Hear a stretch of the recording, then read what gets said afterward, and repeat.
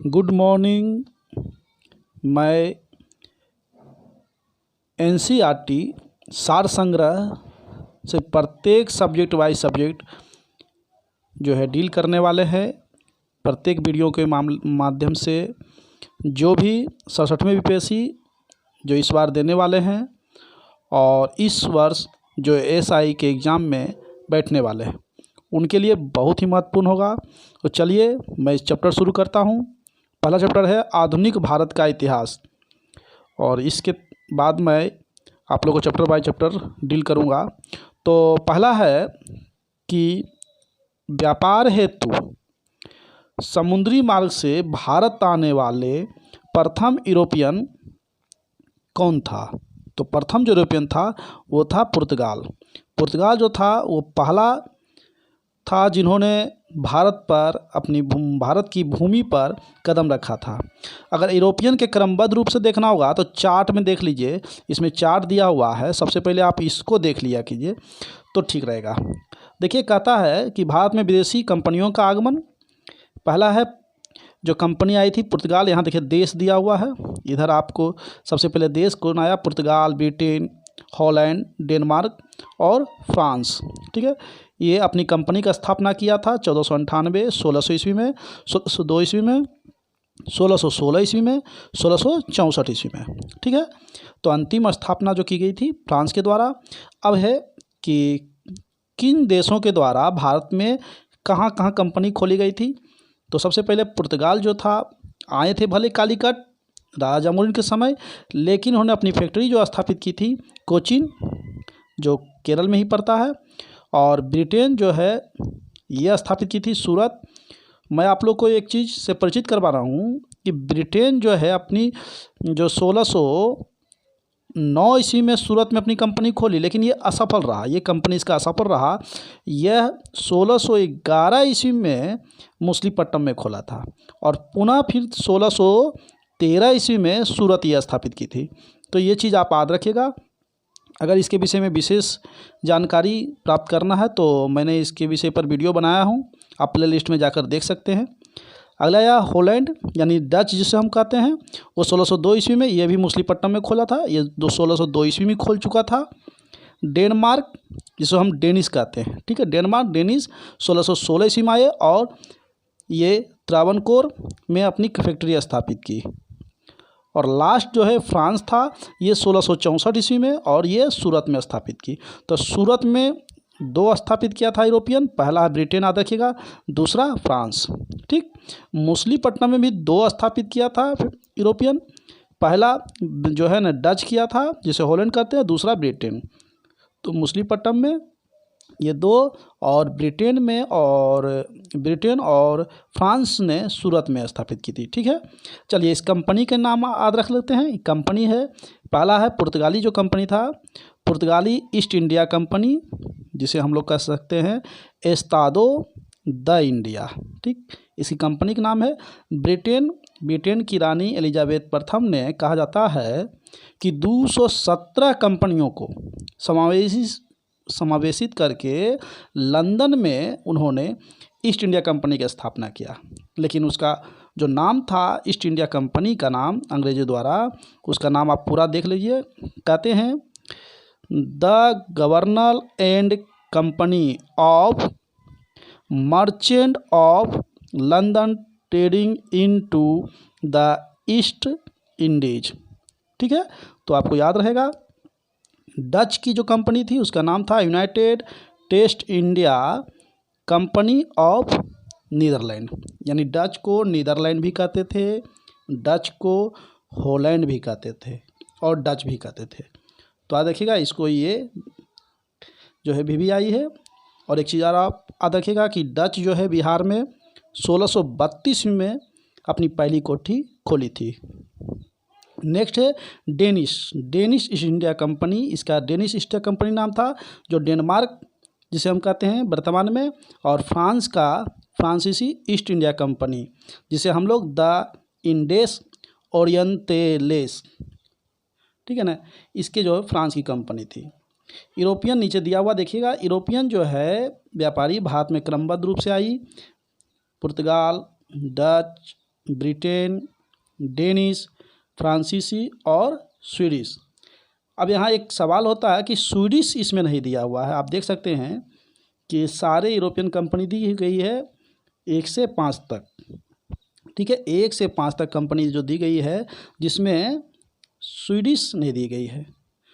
तो स्वीडिश नहीं दी गई है इसका कारण है कि स्वीडन आया था लेकिन एक छोटी कंपनी के रूप में आई थी, यहाँ कहीं कोठी और कंपनी स्थापित नहीं की, जिसका इसे विशेष वर्णित नहीं मिलता है।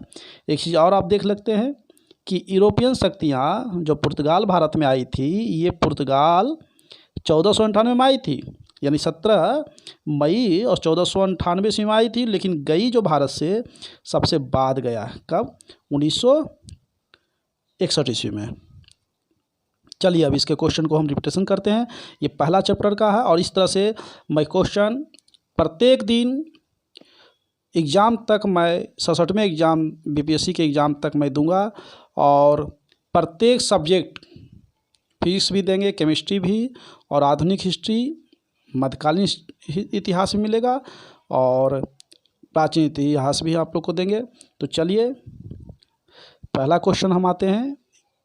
कहते हैं व्यापारी हेतु समुद्री मार्ग से आने वाले प्रथम यूरोपियन कौन था? तो पुर्तगाल।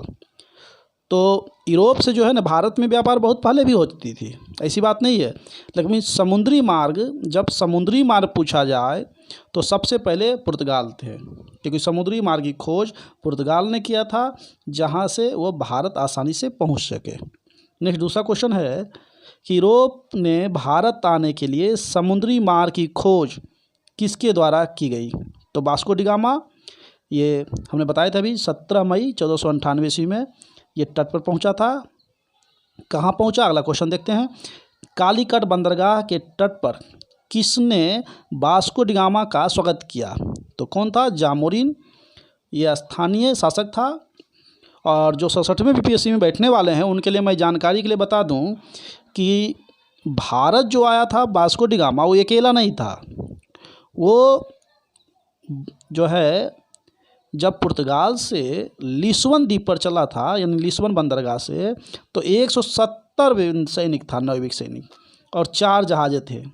तो 4 जहाज़ और 170 व्यक्ति आए थे। कहते हैं सुनामी कारण एक जहाज़ उनका डूब गया और कुछ व्यक्ति भी डूब गए। लौटने वक्त कहते हैं मात्र 54 व्यक्ति ही बचे थे। तो चलिए नेक्स्ट, पुर्तगालियों ने भारत में सर्वप्रथम अपनी व्यापारिक कोठी फैक्ट्री कहाँ स्थापित की थी? तो यह है कोचीन। तो पुर्तगालियों ने सबसे पहले कोचीन पर अपनी फैक्ट्री स्थापित की, जो केरल में ही पड़ता है। नेक्स्ट है पुर्तगाली उपनिवेश का प्रथम वायसराय भारत में कौन नियुक्त हुआ? तो यह है फ्रांसिस्को डी अल्मेडा। कौन हुआ? Francisco de Almeida. ये कब से कब तक रहा? तो 1505 से 1509 ईस्वी, ठीक है, फ्रांसिस्को द अल्मेडा। और एक चीज़ और याद रखिएगा कि दोबारा पुनः जो है वास्को डी गामा आया था 1502 ईस्वी में, और 90 दिनों की यात्रा करके वो भारत पहुंचा था। और अब्दुल मजीद नाम का जो है ना गुजरात का व्यापारी था, जिसने उसे भारत आने में सहयोग दिया, यानी रास्ता बताया। नेक्स्ट आइए, कहते हैं कि भारत में तंबाकू की कृषि एवं प्रिंटिंग प्रेस, ठीक है ना, को प्रारंभ करने का श्रेय किसको जाता है? पुर्तगालियों को। तो तंबाकू की कृषि यानी खेती, प्रिंटिंग प्रेस, और भारत में प्रिंटिंग प्रेस की प्रथम जो स्थापित की गई थी फैक्ट्री, वो 1556 ईस्वी में गोवा में, ठीक है। और एक चीज़ और याद रखिएगा, इसके अलावा लाल मिर्च, आलू, और कहते हैं कि पुर्तगाल के द्वारा ही सबसे पहले सती प्रथा का भी विरोध किया गया था। नेक्स्ट क्वेश्चन आते हैं। कहते हैं हिंद महासागर में व्यापार को नियंत्रित करने के लिए शांत या नीले जल की नीति किसने लागू की? तो ये था फ्रांसिस्को डी अल्मेडा। कौन था? Francisco de Almeida. नेक्स्ट आते हैं, कहते हैं विभिन्न देशों के खोजकर्ता। तो ये चार्ट में आप समझ सकते हैं कि कौन कौन से देश को किसके द्वारा खोजे गए थे। तो ये एक चीज़ आप याद रखिएगा, ये जो खोजे गए थे तो ये कोई देश की खोज नहीं गई थी, ये समुद्री मार्ग को खोजे गए थे। समुद्री मार्ग से यहाँ तक की यात्रा करने के लिए यूरोपियन अपनी सुविधा के अनुसार खोजे थे, ठीक है ना।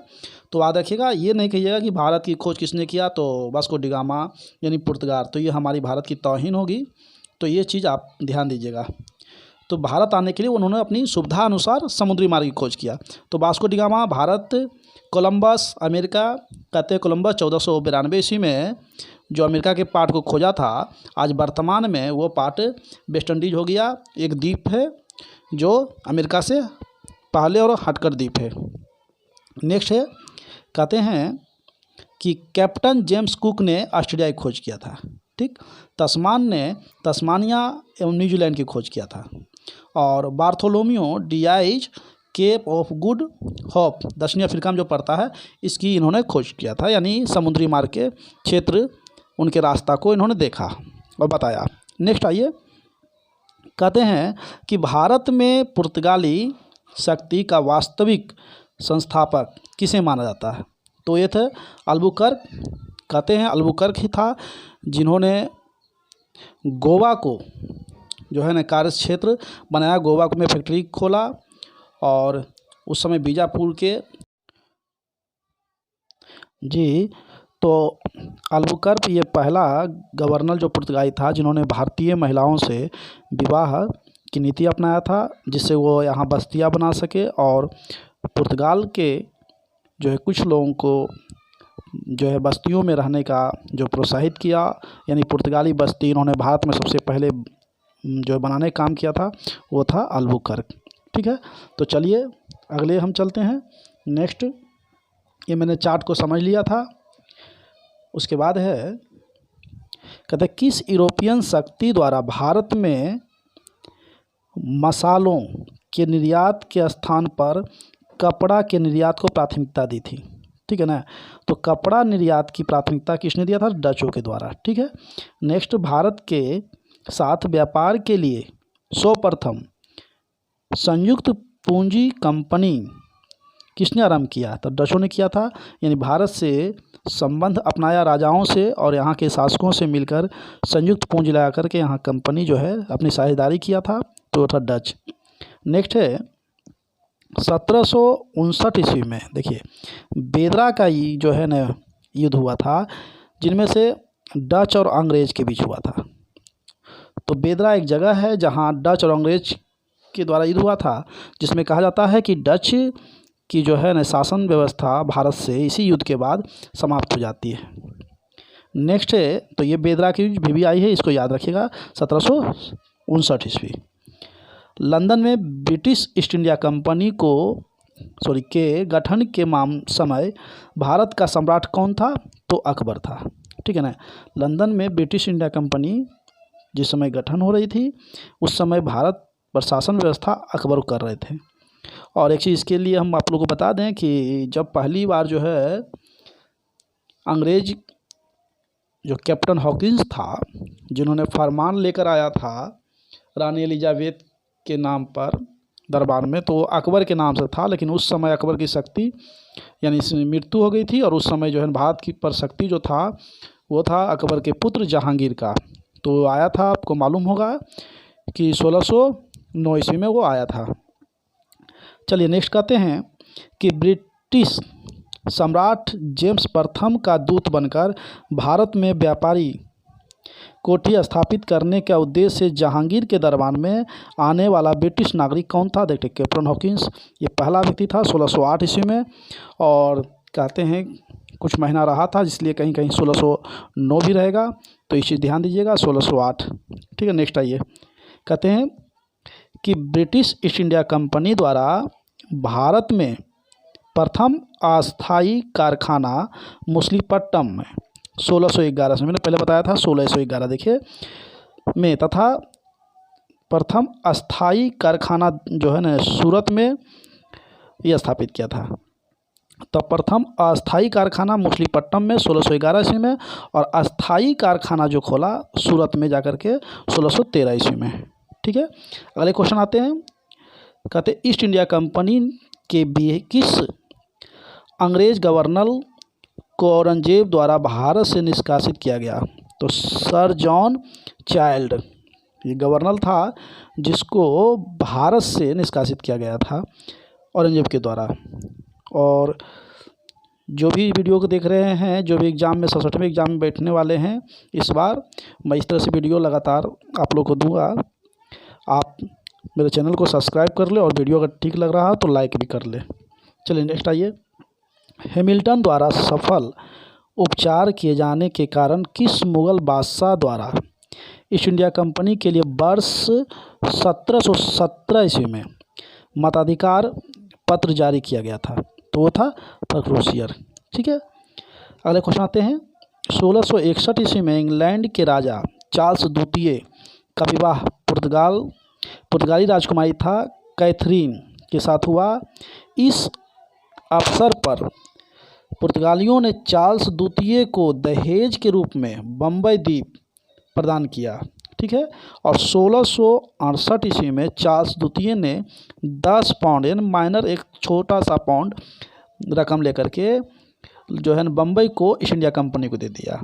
तो आपको पता होगा ईस्ट इंडिया कंपनी जो थी वो इंग्लैंड की थी, चार्ल्स द्वितीय भी इंग्लैंड का था। और जब उसे पुर्तगाली की राजकुमारी कैथरीन से विवाह होती है तो पुर्तगाल का शासन उस समय जो है दक्षिण भारत में और पश्चिमी क्षेत्रों में बहुत बड़े भूभाग पर था, जिसमें बम्बई भी उसके अधिकार में था। तो उन्होंने अपनी पुत्री के विवाह के शुभ अवसर पर जो है बम्बई को दहेज में दिया था, जो बाद में 1668 में ईस्ट इंडिया कंपनी को दे दी गई। नेक्स्ट आइए, अगले हम चल रहे हैं। ये कर है चार्ट है सर। देखिए, कहते हैं प्रमुख शहरों के संस्थापक। तो कुछ शहर है जिसके संस्थापक की गई थी, जैसे कोलकाता के संस्थापक जॉब चार्नक, मद्रास के संस्थापक फ्रांसिस डे, नई दिल्ली के संस्थापक एडविन लुटियंस एवं हार्वर्ड जो है कौर था, बम्बई के संस्थापक गेराल्ड ऑंगियार। ठीक है, नेक्स्ट आइए। कहते हैं यूरोपवासी के लिए सर्वोत्तम सोरा और अफीम प्राप्त का प्रमुख जो क्षेत्र कहाँ था? तो वो बिहार था। ये आपको बीपीएससी के लिए सबसे VVI क्वेश्चन है। ठीक है, जो भी बीपीएससी में बैठने वाले हैं उनके लिए ये VVI है। नेक्स्ट है, वर्ष 1664 में फ्रांसीसी कंपनी की स्थापना किसके प्रयासों से की गई? तो ये है आंसर कोलबर्ट। अगले है, फ्रांसीसी कंपनी की स्थापना किसके शासनकाल में की गई? तो लुईस 14वें के समय में, यानी जो है ना फ्रांस पर उस समय बुर्बो राजवंश का शासक लुई 14वां था। नेक्स्ट आइए, कहते हैं फ्रैंको कैरियो के द्वारा भारत में प्रथम फ्रांसीसी फैक्ट्री की स्थापना कहाँ की गई? तो मैंने पहले बताया सूरत में 1668 ईस्वी में फ्रांस के द्वारा पहली फैक्ट्री स्थापित की गई। अगले आते हैं, फ्रांसीसी गवर्नर डुप्ले ने पहली बार भू क्षेत्र अर्जित करने के उद्देश्य से भारतीय राजाओं के विवादों में भाग लेने की नीति आरंभ की थी। तो ये उसकी भूमि, इसका जो नियत था भारत में भूमि क्षेत्रों पर अधिग्रहण करने के लिए उद्देश्य। अगला है, फ्रांसीसी द्वारा फोर्ट लुई नामक किला कहाँ स्थापित की? तो ये पुंडीचेरी। नेक्स्ट है, कहते हैं पांडिचेरी का प्रथम, पहले आप हो गए पुंडीचेरी, पहले पांडिचेरी इसको कहा जाता था। पांडिचेरी का प्रथम फ्रांसीसी गवर्नर कौन था? तो क्रांको मार्टिन, जो फ्रांस का निवासी था। नेक्स्ट है, पुर्तगाली को सौली के स्थान पर किस अंग्रेज अधिकारी ने पराजित किया? तो थॉमस बेस्ट ने। अगले क्वेश्चन है, बांडीवासा के युद्ध 1760 में अंग्रेजों ने किस से पराजित किया था? तो फ्रांस को। और कहते हैं इसी युद्ध के बाद भारत से फ्रांस की शक्ति समाप्त हो गई थी। नेक्स्ट है, अगले कहते हैं कर्नाटक का युद्ध जो लड़ा गया था वो किसके मध्य लड़ा गया था? तो अंग्रेज एवं फ्रांस के बीच, अंग्रेज और फ्रांस के बीच। ठीक है ना। तो एक चीज़ और आप याद रखिएगा, अंग्रेज और फ्रांस के बीच जो है 3 कर्नाटक युद्ध हुआ था, और ये 3 हम लोग चार्ट में भी देख रहे हैं, इसको हम समझाएंगे। आइए, प्रथम कर्नाटक युद्ध किस संधि के माध्यम से समाप्त हुआ? तो एक्स-ला सैपे की संधि जो 1748 में हुई। तो चलिए पहले हम कर्नाटक युद्ध को हम देखते हैं। कर्नाटक युद्ध जो 3 हुआ मैंने अभी भी बताया, और ये तीनों युद्ध जो हुआ वो ब्रिटेन और फ्रांस के बीच। प्रथम कर्नाटक युद्ध 1746-1748, दूसरा कर्नाटक युद्ध 1751 से 1755, कहीं कहीं 56 भी रहेगा। तीसरे और अंतिम कर्नाटक युद्ध 1758 से 1763 ईस्वी। तो ये क्रमबद्ध रूप से हम लोग याद कर लिए हैं। इधर आते हैं प्रमुख कारण। पहला कर्नाटक युद्ध हुआ था वो ऑस्ट्रेलिया के उत्तराधिकारी के उद्देश्य से। दूसरा कर्नाटक जो है उत्तराधिकारी, लेकिन मुख्य रूप से ये कहा जाता है कि मैसूर और हैदराबाद, जो उस समय दो शासक थे, उस समय मैसूर एक भव्य शासक जो है न राज हुआ करता था, वहाँ पर अपना अधिकार जमाने के लिए ये युद्ध लड़ा गया था। और तृतीय और अंतिम जो युद्ध हुआ था सप्तवर्षीय युद्ध, जो औपनिवेशिक कारण के उद्देश्य से हुआ था। चलिए अगला आइए, जो युद्ध की समाप्ति हुई थी उसके लिए संधि की गई थी। पहली संधि जो हुई थी हमने बताया एक्स ला सैपेल की संधि 1748 में। दूसरी संधि जो हुई थी वो पांडिचेरी की संधि हुई थी 1755 ईस्वी में, ठीक है। और तीसरी और लास्ट संधि हुई थी पेरिस की संधि 1763 ईस्वी में। और कहते हैं इसी संधि के तहत भारत से फ्रांसीसी का जो शक्ति समाप्त हो जाती है, ठीक है ना। चलिए इसका परिणाम भी देख लेते हैं। परिणाम कहते हैं कि अनिगृहीत, यानी पहला जो है ये विजय जो प्राप्त हुआ फ्रांसीसियों का, और वो कुछ इलाका में जो अपना आधिपत्य जमा लिया था, ये पहला परिणाम देखने गया कि उसके क्षेत्र बढ़ा, लेकिन ब्रिटिश सरकार की क्षेत्र जो है घटा। दूसरे में हम देख रहे हैं, कहते हैं ब्रिटेन मजबूत स्थिति में आया, यानी ये दूसरे जो है में ब्रिटेन जो विजय हुआ था, और तीसरे फ्रांस की पराजय हुई और भारत में फ्रांस की शक्ति समाप्त हुई, ठीक है। नीचे जो है आप देख सकते हैं कि अंग्रेज कंपनी का नाम governor and company of merchants of London trading into the East Indies रखा गया। यानी आप इस कंपनी का पूरा नाम ये था, आप इसको कंफर्म रहिएगा, कभी भी पूछ सकता है। चलिए मैं अगला वीडियो नेक्स्ट दूसरा पार्ट में आएगा, क्योंकि वीडियो थोड़ा लंबा हो जाती है, तो अगले वीडियो कल हम देंगे। जय हिंद।